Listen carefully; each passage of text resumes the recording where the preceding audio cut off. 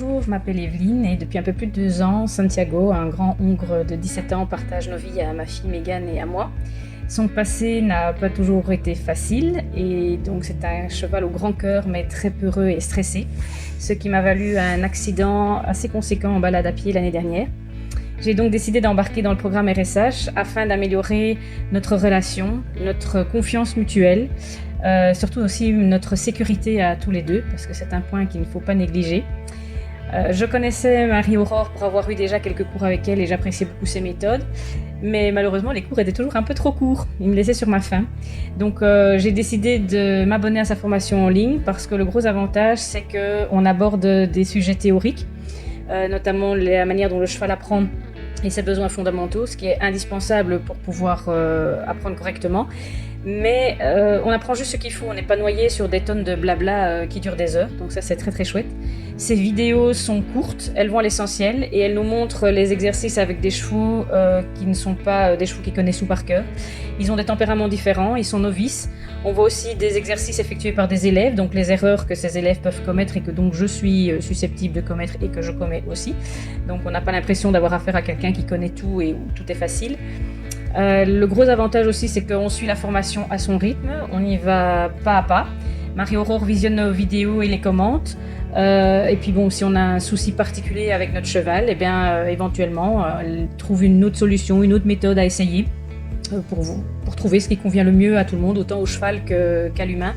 On peut toujours la contacter aussi en privé si on rencontre un souci avec un exercice de la formation ou même quelque chose d'autre, par exemple le fait d'arriver à faire monter un cheval dans un van par exemple, eh bien, elle va nous aider en nous donnant des trucs et astuces pour y arriver. Donc le coaching est vraiment personnel et individuel. On ne se retrouve pas face à des webinaires de plusieurs heures où finalement nos questions ne sont pas abordées. Non, c'est vraiment, on va à l'essentiel et avec ce qui nous concerne. Le plus important aussi, c'est que la formation ne concerne pas que le cheval et les techniques pour arriver à effectuer certains exercices, mais la formation se base aussi sur le fait de travailler sur soi-même, sur notre attitude, notre stress, notre ancrage et le fait que le cheval étant une éponge, si on est stressé, le cheval le sera aussi. Donc arriver à trouver des techniques pour soi-même, être apaisé, c'est quelque chose d'indispensable et finalement ça nous sert aussi dans notre vie de tous les jours, pas seulement quand on est avec son cheval. Donc depuis que moi j'ai commencé la formation, ce que j'ai déjà appris c'est d'avoir une bien meilleure confiance en moi, me rendre compte évidemment de certaines erreurs que je commettais, notamment le fait que je laissais Santiago rentrer dans mon espace personnel, ce qui n'est juste pas tolérable étant donné qu'il fait 1m76 au garrot et 700 kg et moi 1m60, donc voilà, c'était une des raisons de mon accident. Donc ça, je l'ai bien appris. Il me fait déjà beaucoup plus confiance à moi ainsi qu'à ma fille. Et je me rends compte aussi que le travail à pied est souvent négligé au profit du travail monté, alors qu'en fait, les deux sont complémentaires. C'est que si on n'a pas une bonne base à pied, souvent on n'aura pas une bonne base montée ou alors on aura beaucoup plus de difficultés pour obtenir les choses. Alors que si ça a été travaillé à pied avant, ça marche nettement mieux. Donc oui, une chose aussi indispensable, c'est d'apprendre que le travail doit être gagnant-gagnant.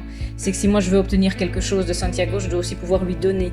Il faut que lui trouve son intérêt. Donc il faut varier les exercices, il faut que ce soit intéressant pour lui, mais surtout il faut qu'il se sente récompensé. Donc on passe beaucoup de temps à récompenser par des gratouilles, par de temps en temps des friandises ou pas, en fonction de si on veut en donner ou pas, mais surtout beaucoup de gratouilles, ce qui amène une meilleure relation aussi. Donc j'ai envie de vous dire, pour ceux qui hésiteraient, n'hésitez plus et foncez parce que ça ne pourra que vous apporter de très bonnes choses et une meilleure relation avec votre cheval. Donc à bientôt dans le programme RSH.